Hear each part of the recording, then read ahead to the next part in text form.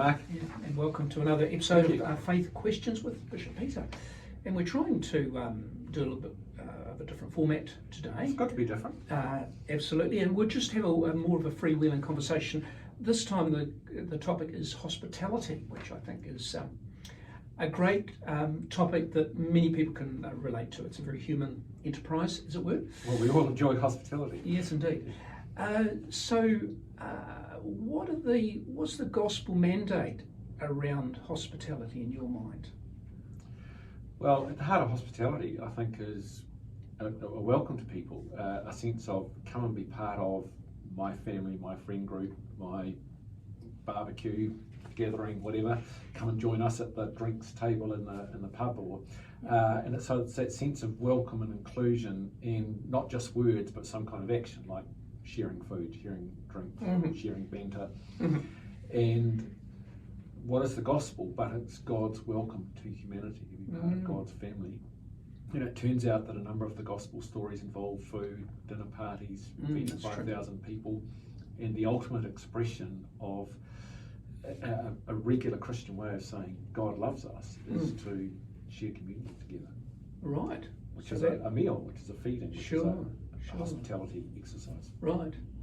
And there are further mandates within the epistles, for example, where Paul is encouraging hospitality and not neglecting meeting together, those kinds of things.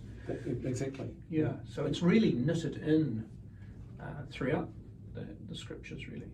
And some of what Paul says about hospitality, you'll recall, is you're all together for meals. Some of you are hungrier than others, some of you are poorer than others. You maybe have less food at home, but you're here in a Christian meal. But kind of A, don't be greedy, but B, don't not share your food. You know, make sure everyone has enough to eat. No one goes home hungry. So in spite of the potential challenges, we shouldn't not do it. We should do it, but do it well. That's right. And look, sometimes I find hospitality these days, people are a bit conscious of their weight. When someone comes to meet me in my office, we always offer a drink, cup of tea, coffee, water.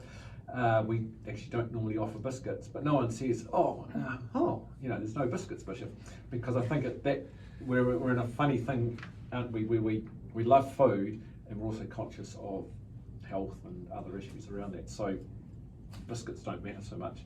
Yeah. But you would think it a bit odd if I said, why don't we meet over lunch? And then I took you out for lunch and said, hey, I brought a couple of cheese crackers. Here's one of them for you. You'd expect something more at that point. Yeah. So hospitality in a church context is important for fellowship, obviously, but also to use it as a way of reaching out to new people or newcomers, for example.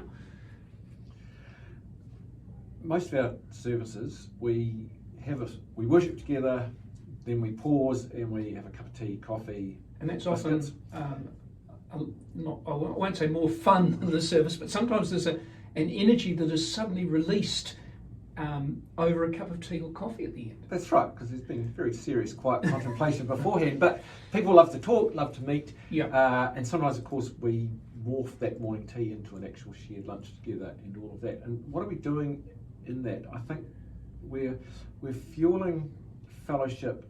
We're opening possibilities for welcome.